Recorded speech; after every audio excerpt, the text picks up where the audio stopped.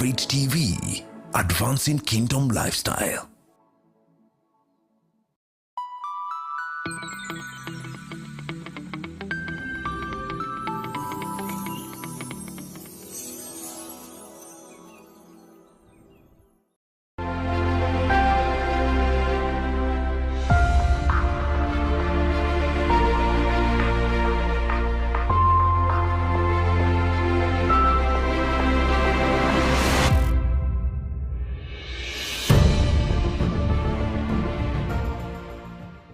Welcome viewers to our wonderful show today, Unveiled, the show it is. My name is James Ireri, your host for the day. I'm glad that I'm here to be able to bring to you great conversations regarding and revolving around men. And I'm humbled to have a great panelists around here with me that are going to help us dig in and build ourselves up. The Bible says iron sharpens iron, as a fellow man sharpens his fellow man. And I'm glad that I could have the presence of these gentlemen to continue and build up a conversation about why men should be caring about one another, and especially at this momentous time that we should become our brother's keeper. It's such a great privilege to have you gentlemen. On my extreme right, please kindly introduce yourself to our viewers. Yeah.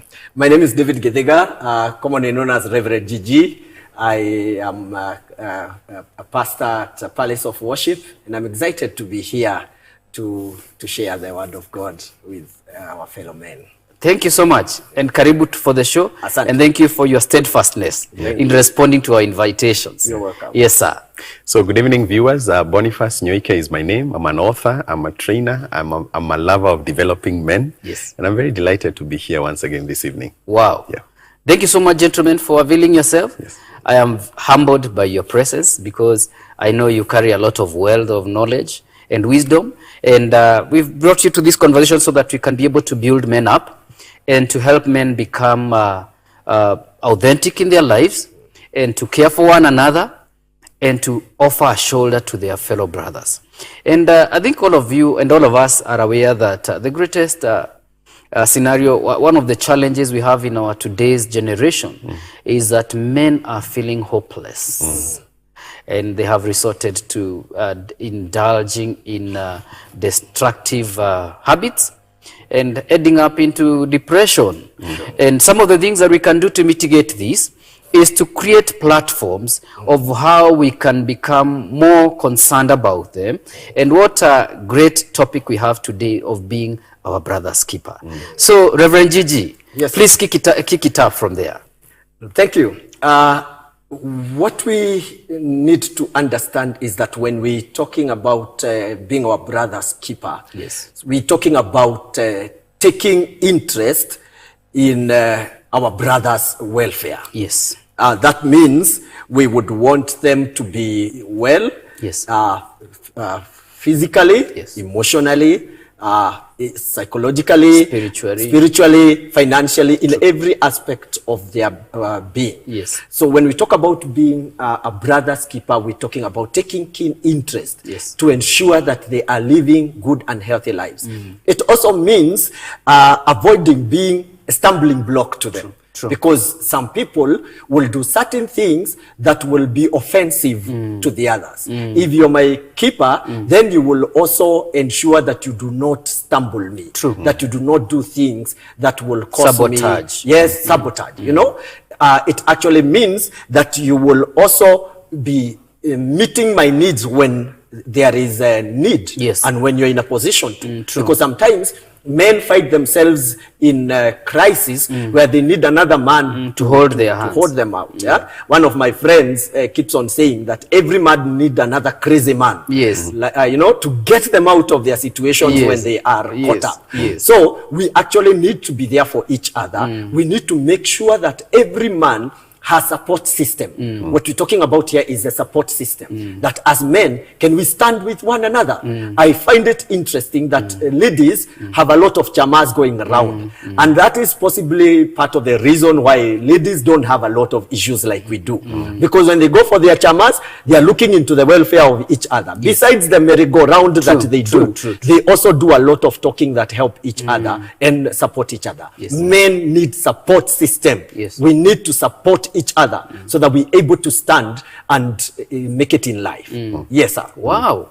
Great introduction for the topic. Yeah. Thank and you. I think very relevant for this generation that we should always feel the need to play into other people's life so that we can make them better and that they can have a shoulder to lean on. Sure. It just reminded me when you said about that crazy kind of a friend. It's like those jumpers for, you know, Yes. when your battery is down and you are stuck somewhere, you need somebody to come and Jumpstart boost and boost your battery. Yeah. Yes. Not that your battery is flat, Yes. but in that It has a context, little power. it Yes. has little power. In that context, Boniface, Yeah.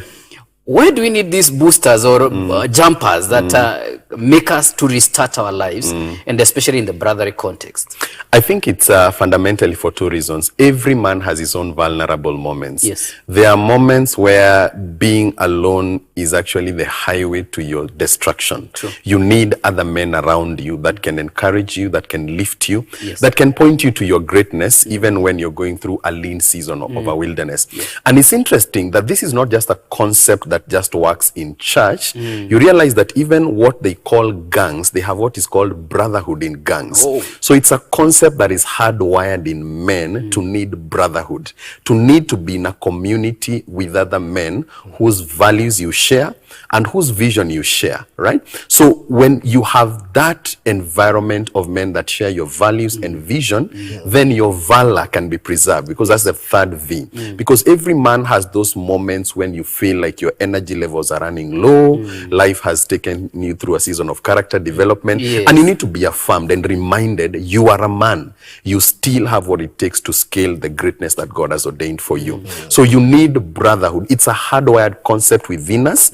And the moment we begin to live isolated lives, and apparently this is a story of very many men. Yes. For example, when you look at most men, when they're in a financial need, they would rather use an app than call another man. You know why? Because they've not invested in brotherhood.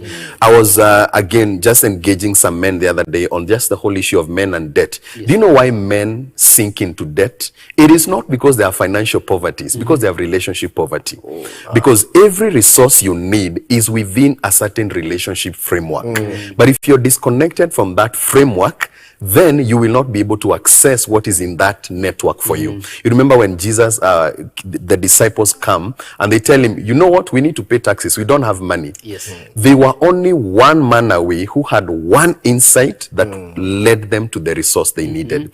So anytime you find a man struggling financially, you will also find most likely they are suffering, they have relational poverty before they have financial poverty. Wow, So the that's first deep. place to rebuild Yes. is brotherhood. Before you build your financial account, can you build your relationship account first? And it will take care of your financial account. Wow. I remember, and maybe this is a quick story I can tell about how this whole thing works. I remember one time when my son had broken his arm, and I remember actually you are one of the men that I reached out to. Yes. Yeah, and I needed, I mean, I was being asked to pay quite a significant amount of money in the hospital, and I didn't need to go to an app. Why didn't I need to go to an app? Because I've invested in relationship with men. And guess what? In 30 minutes, I had all the money I needed for that bill. Why? I had relational capital. And that's one thing we want to encourage men. That thing that God had wired in you to connect with other men, don't allow yourself to live in a cocoon of isolation. Connect with men, and you will have by default connected to the resource you need for your greatness. Wow, powerful, powerful. That men should build networks. Absolutely. Around the values that they really esteem, isn't Absolutely. it? Absolutely. And then it throws us to the question, Reverend Gigi, then what is the limit of this brotherhood? Because again, you can be entangled with an amorphous brotherhood, which does not have directions.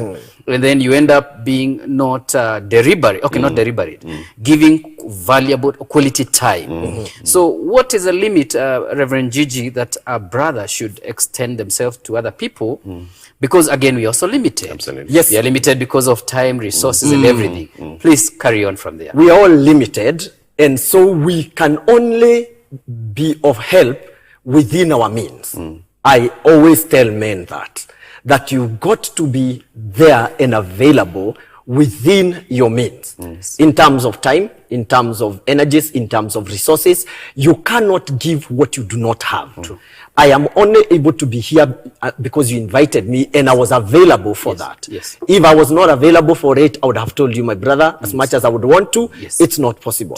So we've got to define within what means we are becoming brothers. One of my friends, and I'm sure he will watch this, you know, and we had a very candid discussion the other day because this friend of mine seems to be the only person who is making it in their family. And, you know, he comes from one of those regions where the moment that you are making it, you become a relative to everybody else. You become a relative to everybody. So these guys are all coming for help from this young man. Yes, the brother. Yes. So he's a cousin to everybody. He's a brother to everybody. And an uncle to every person. He has a sick father in the house, and he's supposed to take care of the medical bills, and he's supposed to take care of the father.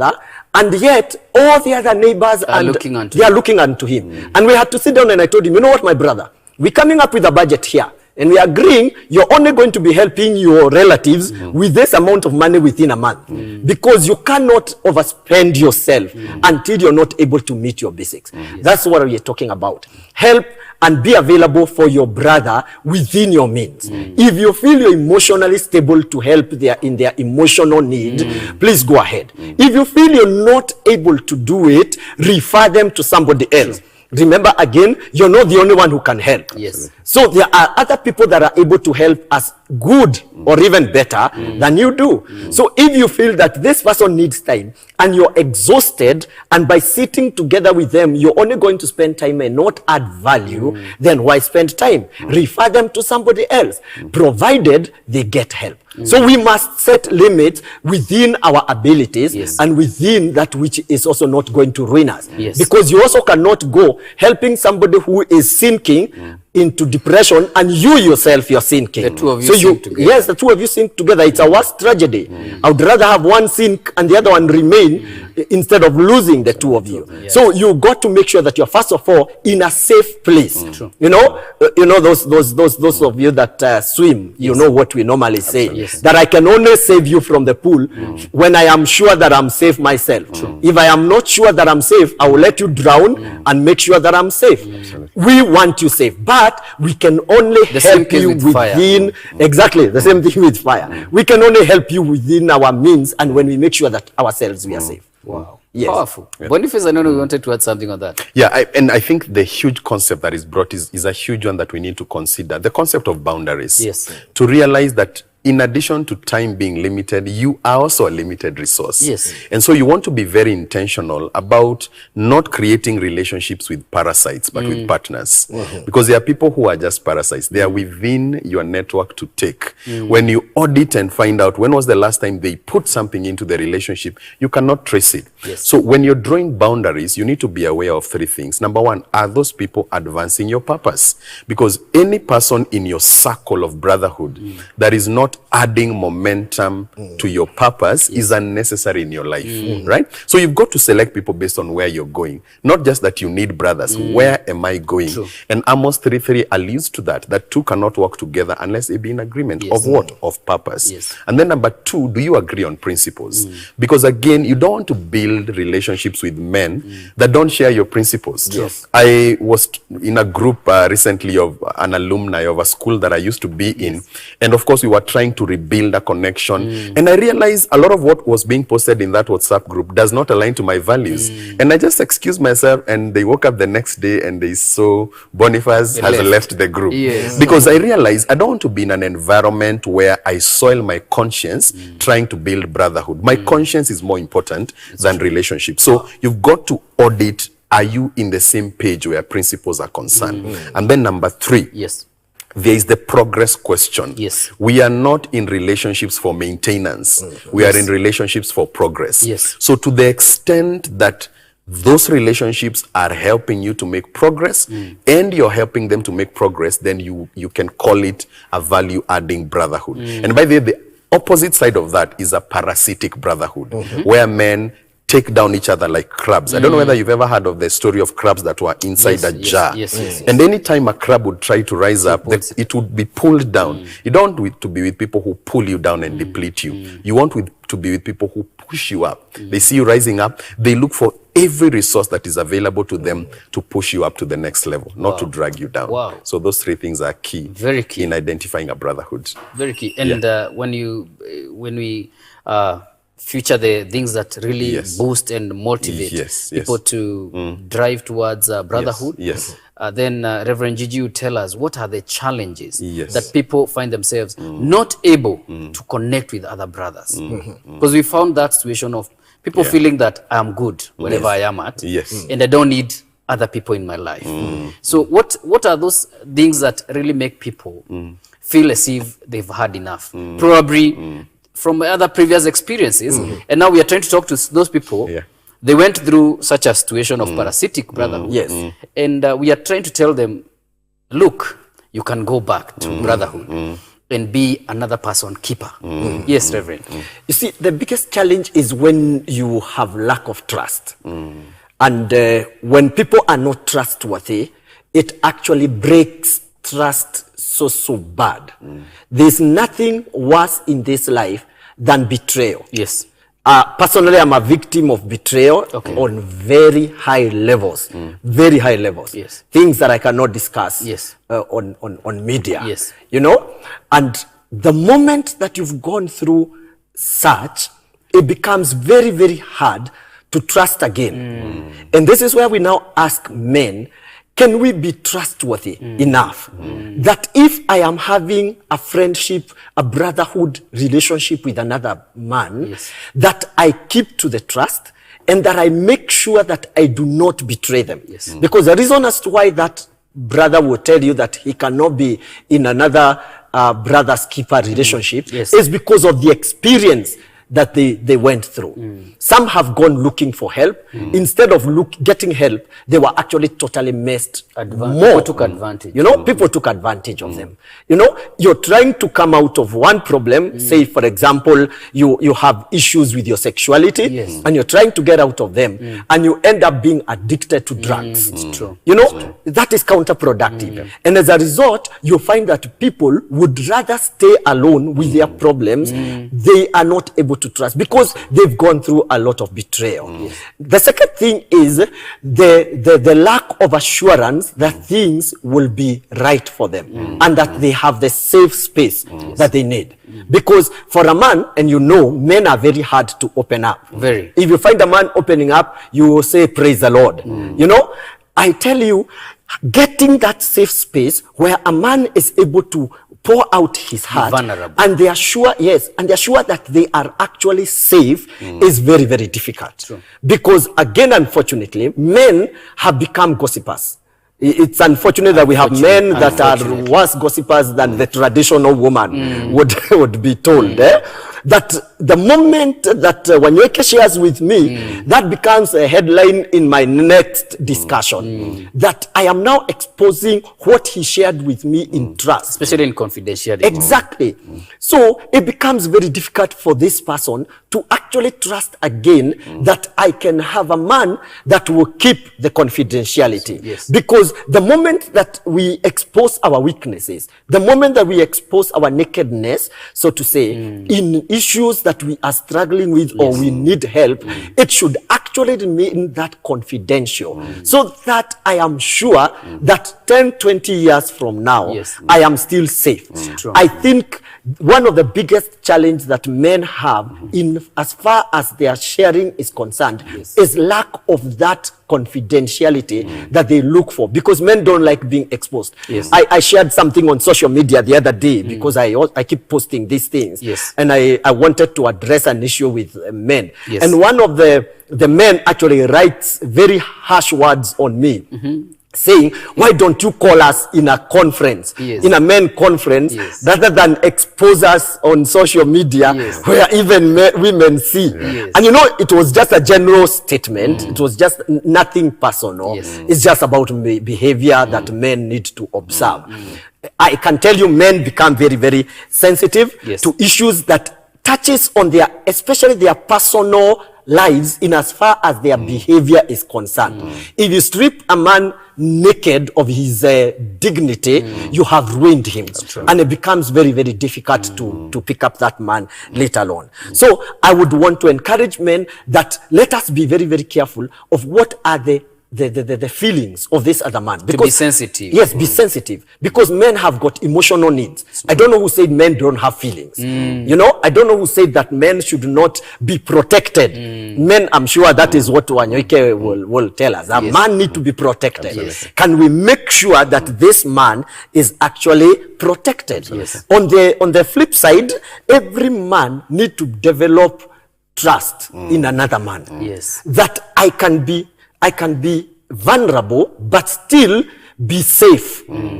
Other than the person helping me, I need to come up myself and say, I need help.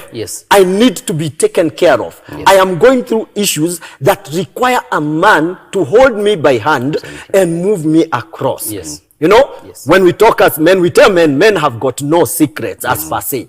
That I should not find it hard to actually expose myself on issues, whatever I'm struggling with, it's whatever not is new. bothering It's not new. Yes, it's not There's nothing new. new under the sun. Yes, it is common to men. That is what the Bible tells us. That men have gone through these issues.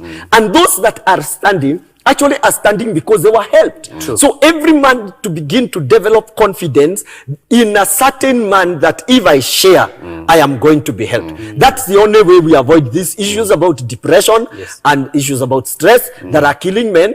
Unaona siku hizi, men are the ones that are running away from homes. It is not the traditional way that woman would be the one. They are not chasing women away. No, men are the ones that are packing and leaving. I have so many stories of that nature on my table. Which is a sad situation. It's a very sad situation. And it's a leader who has abandoned the troop. Exactly. But why? Because they cannot expose themselves. They are not willing to speak out. They believe God for us or every man by himself. And so you struggle alone. Every man needs to get to a point where we now agree. Can we begin to speak up? Absolutely. Boniface. It's like a general abandoning his troop in the battlefield. And the troop is exposed. Tell us about that. Because that phenomena says that general does not associate with other generals. Or it does not even have a connection vertically and horizontally. Yes, please. I think what I'll say, and this is an important truth to remember, one of the best ways to encourage vulnerability among men is for those who have seemed like they're successful to begin the conversation on vulnerability. Why is that important? When Jesus rose from the dead, the first thing he showed was not his power, it was his wounds. And in showing people your wounds, not your crowns, you give them permission to be vulnerable themselves. The tragedy that I find, especially with most of our men's circles, is we are ever discussing about our successes. And until we come to that place where we know that the backside of power is those wounds, then we will never show men that masculinity is a double-faced journey. I want us to hold on that thought because I know that's a very deep point, Boniface. We're going to take a small break as directed, and I believe once we get back, we'll get back to that point. Thank you so much, viewers. We're going to take a small break. Thank you. Thank you.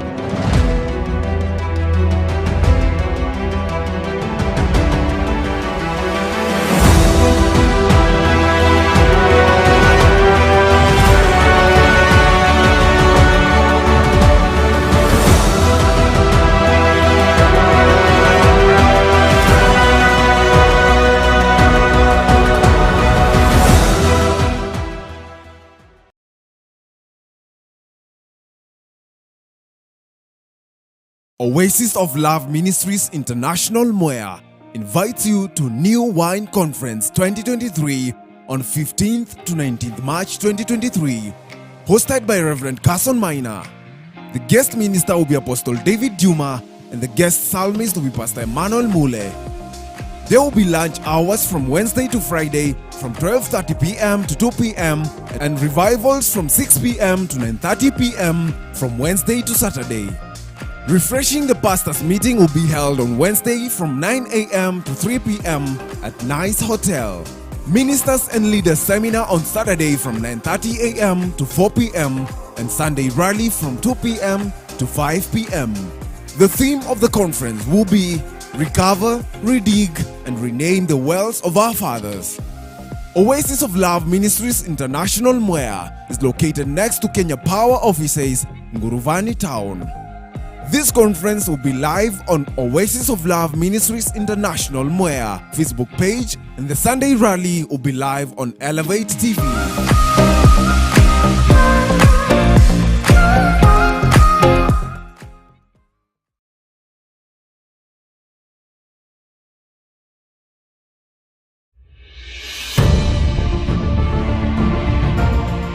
Welcome back, viewers. This is Man Unveiled, an interesting conversation here with these great gentlemen. They are really pounding heavily on this subject, and I believe that we can only get better from these conversations that edify, that help us to become better keepers of our fellow brothers.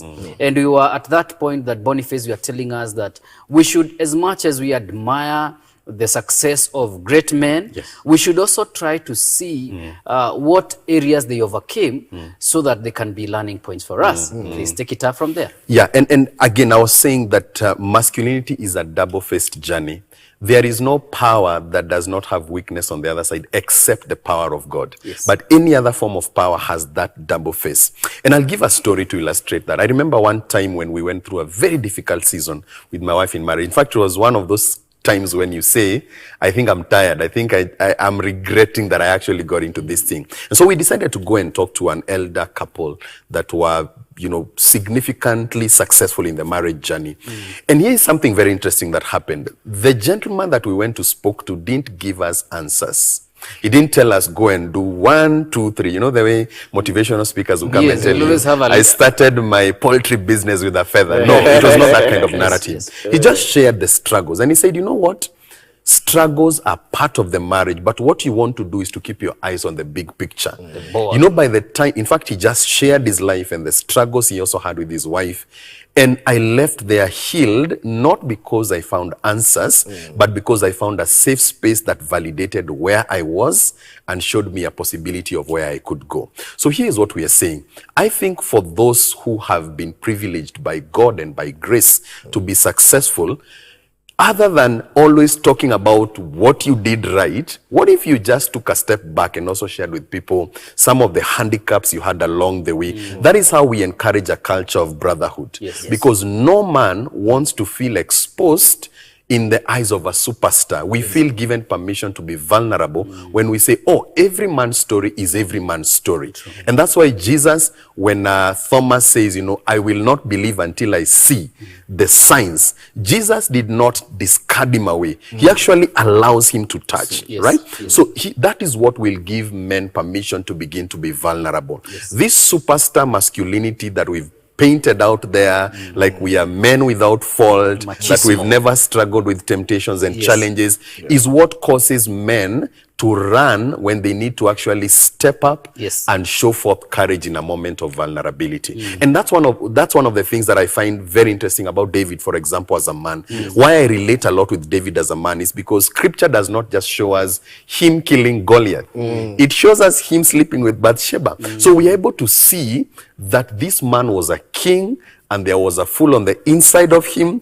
And that was part of his masculinity. So that allows vulnerability to be a culture that propels the engine of brotherhood. But if we don't do those kinds of things, then we end up with a very counterfeit and cosmetic brotherhood that does not have the engine of realness behind it. So we come and show our strong face, but inside we are dying as men. It's time we stepped up and became vulnerable. I want to hear what Rev Gigi has to say about that.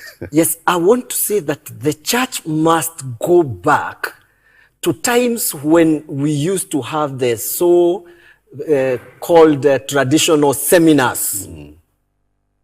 The church has to go back to that. Yes. Because as much as we claim to have a lot of mentorship programs and, coaching, Yes. it is lacking. And in the church, you now hardly get men sitting down with men to actually talk the real stuff. In this nation, just a handful of preachers are doing that. A few. We know them. Yes. But the church has to really go back, because that is where men would begin to open up, like he's saying. That's a safe place that men can only feel that they are secure. Yes. The church has to really get to a point where we are now deliberate about rescuing our brothers. Men are suffering. Yes. I'll be very honest with you. And they are suffering because they don't have a place where they can speak up.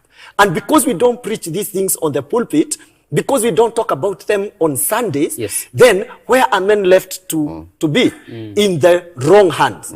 That is why we're talking about men being gay, because that's the only place that they felt welcome. Exactly. But if we had men that had issues, and they were feeling like they, for example, were getting attracted to members of the same sex. Yes. And you get that man and sit down with him, have a candid discussion, yes. and show him how it is not right, and how he should manage his manhood. I guarantee you that man will not lose it. And we will not lose it. And I think on the same point, you see, whatever the Rainbow Movement has its own agendas. Yes. I think I just wanted to intercept and bring on the light that they are taking advantage of the unemployed youth. Exactly. So please talk to men, because that level of when you finished college, you're just here, you're in between, you're neither working, you're neither here. Yes. You are a very good candidate to be recruited in that. You know why? Yes. Because this young man who has just come from college, yes. first of all, is desperate because he doesn't have money. True. He doesn't have a job. Yes. He is trying to locate, where do I belong? Yes. If you can remember your days, yes. immediately after you finish college, yes. you were trying to find out, place yourself, yes. Where do I belong? Who should I work with? These guys are very crafty. They know that that is the moment they can easily get these people. Yes. So the moment they come and show these young people concern, yes. and show them that they really care, yes. even if it were you, what happens? You fall for them in the wrong hands. Why? Because we fathers have abandoned our traditional and God-given responsibility, yes. of sitting with these men, these young men, and showing them the way they should walk. Yes. And that's why I said we need to go back to days when we used to do seminars, yes. when we used to have men talk. We can call it whatever we want to call it Nyamachoma Splee, yes. with our boys, go out for hike, yes. go swimming with them, do whatever you want to do. But make sure by the end of the day, you've sat down with these boys, yes. and showed them the way they should walk. Yes. Teach them that this is the right, this is not right. I talked to a Maasai boy, yes. the other day, yes. and he tells me that in the Maasai culture, there are even things that you don't even discuss. Yes. And we were just talking, and I was just trying to put him, they are an abomination. Leave alone about an abomination. Yes. We were talking, I was just telling him that my father, at the age of 91, has never hugged me. Yes. And he tells me that in the Maasai culture, how do you even think about a father hugging you? Yes. It can never happen. It can never you see? happen. Yes. Because there's a way in which he was brought up. But what are we talking about right now? Boys are loving other boys. Why? Because our men have not told the boys this. We are shying off from addressing these issues, and we need to address them in the church, right inside the church, so that we can tell that these boys are following the right doctrine. I want you to pause at that point and Boniface tell us, when he said about caring, I remember the quote from John Maxwell that says, people don't care so much how much you know, until they know how much you care. And then you see, since they are vulnerable at this time of season, and they need a shoulder to lean on, and there's no brother to lean on, because they say, no, wewe mambo yako iliharibika, and then they ran away from you. So please address us and address why men should keep close. People, even during when they are in very difficult moments, somebody that they can work with, so they don't fall under the traps of such situations. There's an activity I do, and I have started journeying with a lot of high school boys. Yes. And here is why I've started journeying with high school boys. Yes. The time to rescue a man is not in his moment of desperation. It is before he gets to that moment of desperation. And why I'm journeying with these young men is because what saved me when I was in high school is that there was a man who came to our school, and he used to come and give us, motivational seminars and the like, open talks and the like. And he started journeying with me. So by the time I was finishing Form 4, I had somebody that I could journey with, and they could show me the ropes of how to navigate that season that looked desperate. Okay. In fact, what confuses men during a season of desperation is not the season of desperation. It is lack of vision for the season after the season of desperation. Wow. And what a mentor does, and this is why the conversation on mentorship is so important, is that they may not even be able to give you a job at that moment or even give you money, but they can give you the wisdom and the vision to prepare for the next season. And what that does is that it deflates the level of desperation. Because what compounds a level of desperation is when you don't have a vision to aspire to, and when you don't have the vision, the wisdom to navigate around it. One of the beautiful things that my mentor told me in that season when I was looking for a job, vulnerable, there is no money anywhere, he told me, the wisdom of now is because you don't have an income, build your skill, go and volunteer somewhere, go and find somewhere where you can be valuable. Because to the extent that you become valuable, you avoid being in vices. Because vices only pursue people vehemently who are not actively engaged in adding value. So what did I do? I went and I joined a part of an organization in Nairobi, but they are a very good organization that I would encourage young men to join. It is called VSO, volunteer service organization. Go somewhere and serve, and then have a mentor that points you to a vision that you can aspire to. Why is that important? Where there is no vision, the people perish. So if we don't give our young men a vision of masculinity that can show them you are not just money, you're not just a job, there is that dream and that vision God has put on the inside of you. Let that begin to define you, and then find wisdom from a mentor to navigate that season. And you will be okay. Not everything will fall in place at that time, but at least you will have something to aspire to. And when you have something to aspire to, the pool of perversion is reduced. But when you don't have it, you're a victim before the journey has started. Wow. It's dangerous and loaded information and revelation. And I think I'm loving where the conversation is going, because we are going back again to compassion, caring for one another. Because I think the bottom line is trying to lift somebody up. That's it. Because Reverend Gigi, today it is you, probably tomorrow your son needs to be lifted by somebody else. So Reverend Gigi, tell us about how can we enforce the community response to this great need, because we are in a day and time that we are in the social space, the social media space, technology. Tell us, how can we enhance or enforce a community responsibility of people caring for, genuinely care for the young men, the old men, trying to build networks of brotherhood to help in times of adversity. One of the things that we really need to do is make sure that those of us that are ahead become deliberate about sharing and helping those that are vulnerable and that are in need. Because if I don't have somebody to look up to, anybody that comes my way, I'll be willing to follow them. But the moment I know that in the society, there are those places that I can go. For example, like I had mentioned earlier on, if I know that in Life Church, there is a program for people who want to be mentored in this particular way, I will be looking for it. If I know of a certain place where I can go and sit and have a discussion with other men about my life and how I can become a better brother or a better person, I will quickly go that way. For me, the society and the church need to get to a point where we now can be deliberate in terms of raising up one another. Number two, we have a lot of resources, like we are saying. We have social media. We have TikTok, which is becoming very popular. Instagram and all that. All those things that we have are resources for us to share. You know, I would like to see more men posting up stuff that is going to help our other men become better men than they are. Don't just stand and dance to a song that was sung by someone. Yes. You know, sometimes thank you for that. Yes. But, you know, let's have content. Yes. Stuff that guys will look at build up. and they will feel built up. Don't just post a photo of yourself in the kitchen like I do once in a while. Yes. You know, some of us love cooking and we are still men enough. It's also motivating some people to go to the Yes, it is. Yes. But let it not be that 24/7 emphasis is on Pastor the kitchen. Gigi and the kitchen. Yes. Can there be something that is going to be mind-provoking Yes. for men to want to become like who we are? Yes. Can we share our personal experiences? True.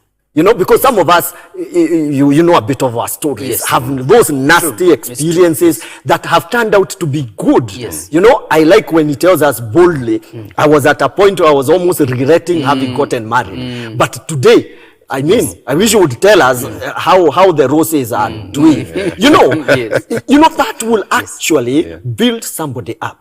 When you know that somebody was in crisis and they got a brother held his hand, you will be encouraged. True. You know, I remember once I was almost desperate. I can tell you.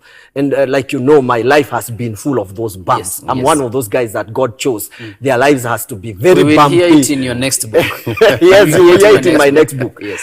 But God chose it that way. Yes. But I remember this time, my son gets sick and I have to rush him to hospital. Yes. By the time we're rushing him to the hospital, the doctor grabs him, puts him on oxygen, and the next thing we're in an ambulance being taken to the Mater hospital. Yes. Before I realize what is happening, and you know there's something you're not prepared for, I am told you need to put a deposit of 300,000 for your son to go through theater. Yes. And they need to do an open chest surgery on my son. And I'm like, where do I get this kind of money now? Yes. And my head tells me the only thing that I own that can easily be disposed is my car. Yes, your motor vehicle. So I call my mechanic and I tell my mechanic, please look for somebody that can buy my car now because I need money for my son to be treated.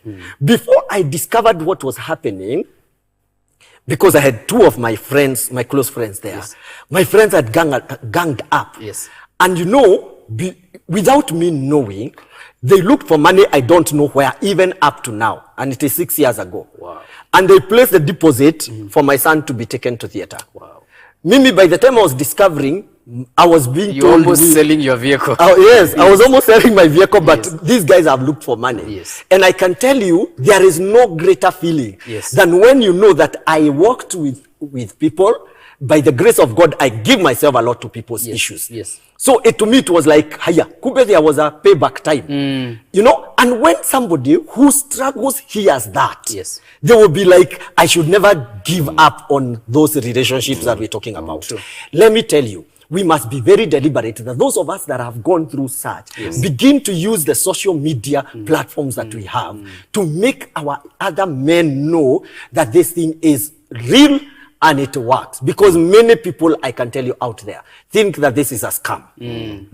You talk about mentorship, you talk about coaching, you talk about people holding your hand, you talk about accountability partners, they will tell you it's a scam. But the moment they actually land, there are other people that have been through it, and they can pinpoint and say, Brother Ireri actually went through that. And they can come to confirm from you, they will actually believe it. As a society, can we begin to form even small groups where I love this program called Man Enough. You know, where you get men together and show them that they can actually go through life and become successfully, but not alone, with other men, with your peers. You know, because that is what brotherhood is about. That we can actually stand together as men. We have a common enemy, and we must attack from all sides, isn't it? Yes. Boniface, please bring on board that idea, because I know that you're burning to say it. Yeah, and again, just to build on what he's saying, I think here is the thing. I think many times in society, we take a passive stance and an observer disposition where we don't like to be the one doing it first. But you know, anything great that has ever been done began with one man making a decision. I will not wait for other people to get it done. I will start and play my role. And guess what? anything that spirals and becomes a movement begins by a man that makes the first move. True. So I want to encourage the men. Sometimes you may not have a lot to give. All you may have is your story, encouragement, hope, Yes. a skill you learned. Learn to be a giver. In fact, I usually say, when a man begins giving, he has started living. Why? Because living without giving is dying without knowing. So we want to encourage men that there is what God has allowed you to have at this stage in your life. Yes. Why not find an outlet for it? Why not find an opportunity to do for another what you wish somebody had done for you? And it's in so doing that we begin making an impact. One of the things that I've realized is that with the passing of time, I think it's also a prophetic timeline that we are living in. A lot of men are very self-focused. You know, they are lovers of themselves. They don't think about anybody else. But that is how we bury our masculinity in the cave of irrelevance. But if you want to be relevant, if you want to make an impact as a man, rise up and realize the same things you struggled with. There is another younger man that is struggling with them. Sure. There is nothing new under the sun, says the wise man. So find out what were your struggles and begin to create solutions for the next generation. It's called paying it forward. Yeah, and that's in how fact- you earn a legacy. You don't in earn a fact, legacy by doing other things. You Yes. pay it forward. Yeah. I think there is even a whole movie about paying it forward. Yes. But I wanted Pastor Gigi, Reverend Gigi to labor on that because at times we feel we are good enough. Yes. We are at this Yes. point. We don't need to, like now, your story can be of an encouragement to somebody else. Sure. You may not need to give them a job opportunity or Yeah. money, Yeah. but your story can transform their lives. Absolutely. That's true. Please, as you wrap it up Yes. and as you give your comment, your final comments, please tell us the value of why we should be able to invest in other people. Not because we want a return from them, Yeah. but in the fullness of time, Yes. God will send reward from somewhere else. The Bible tells us, whatever a man sows, that shall he also reap. True. And because sowing times and harvest time will never cease, Yes. it is very important that every one of us invest, because it is what you invest that you will get at your hour of need. True. Let me be very honest with you. If you never give yourself for other people's issues, forget about people coming through for you when you have issues. Yes. It is only that person that gives himself for others that should actually expect that at a certain time they reap that. Yes. It is very important, therefore, that we actually invest in other people's lives. One, so that we can improve the quality of their lives. Yes. What does it benefit you to see another brother struggling with their lives? Take, for example, he's struggling with addiction. Yes. And you've been through addiction and you have come out successfully. True. Why? What pleasure is it watching him struggle until he is dying? It only makes sense. It is human that I go and tell him this is how you battle addiction. Yes. It will have added value Yes. to them. Jesus says, whatever you did to one of these little ones of the kingdom, you did it unto me. I would want to encourage people that it is very important that we invest in other people so that we can improve the quality of their lives. Number two, so that when our hour of need comes, it may not be exactly at that particular moment. Yes. I mean, not moment. It may not be exactly the same situation. Yes. But the situation that you will be in, God will also send other people Amen. to come through for you. Amen. Thank you so much, Reverend Gigi, because at the opportune time, God will send help your way. Amen. From the south, from the east, from the west. Boniface, your parting shot? My parting shot is success is what you achieve. Significance is what your success does for others. Wow. Make Can your you repeat life that again count. as you look at the camera? Success is what you achieve, but significance is what your success does for others. Can you find a way to add value to others, and then you will never lose value by being that kind of a man? Wow, this is a great, great, great ending of the program. We are so grateful that we could be able to touch base and bring a lot of wealth to this conversation. May we be concerned and care for one another, especially our brothers. Let them not feel abandoned. Let us hold their hands. Absolutely. Some of us have gone through ahead in so many things, and we are glad that we can be of help to them. In front of you is a very wonderful book from one of our panel, our guests, Reverend David Githiga, Reverend Gigi. He has done a very amazing book here. Get a copy. We'll leave the details here below so that you can get a copy and build yourself up in terms of your life, that you can become of influence to other people. I believe that God has placed us in our lives to become a significant blessing to other people. Sure. Don't miss out. Grab every material that you can to enrich yourself, and this is a good resource to find yourself, manifest growth, and God will bless you so much. It has been great having you around.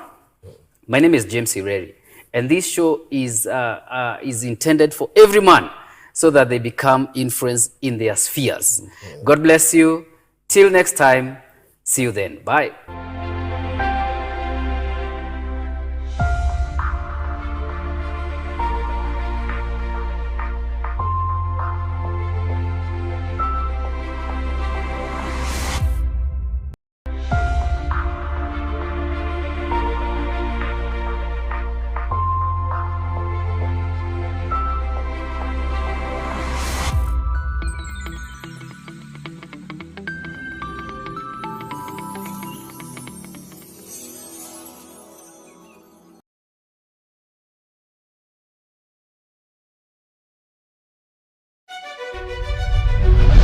The Apostolic Clinic. Be very careful at what altar you eat. When you go to those meetings, don't take sides. This is a show that dwells on issues affecting the body of Christ. Is our African culture, was it all demonic? On matters leadership. Discuss it with their leadership. If they're mature leadership, they will pray about it. Doctrine. A practice requires you touch on blood. We know then you are touching on matters of our faith. Finances. We should never tithe from a point of legalistic